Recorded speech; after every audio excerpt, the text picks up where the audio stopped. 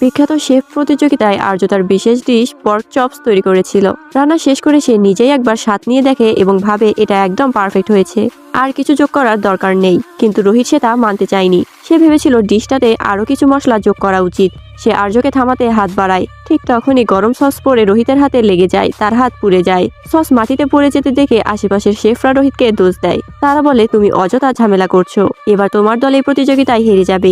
এরপর বিচারকদের মূল্যায়নের সময় আসে। বিচারকরা একে একে সব দলের খাবার চেখে নাম্বার দিতে থাকেন। বেশিরভাগ বিচারক আগেই মনে করে নিয়েছিলেন যে অন্য এক দলই বিজয়ী হবে। যখন তারা আর্য দলের খাবার চেখে দেখেন, তখন দুজন বিচারক মুখ বাঁকিয়ে ফেলেন। তাদের ডিশটা ভালো লাগেনি। কিন্তু কালো চুলের বিচারক মীরা বলেন, আমি একবার চেখে দেখি। সবাই অবাক হয়ে যায়, কারণ এক কামড় খাওয়ার পরই মীরা ঘোষণা করেন এই দলের খাবারই সেরা। আজকের চ্যাম্পিয়ন আর্যের দল। সন্ধ্যায় প্রতিযোগিতা শেষ হওয়ার পর মীরা বাহিরে বের হচ্ছিলেন। হঠাৎ তিনি এক সুন্দর সুগন্ধ পান। দেখেন আর্য প্রতিযোগিতায় বেঁচে যাওয়া উপকরণ দিয়ে একটি ছোট নাস্তা বানাচ্ছে।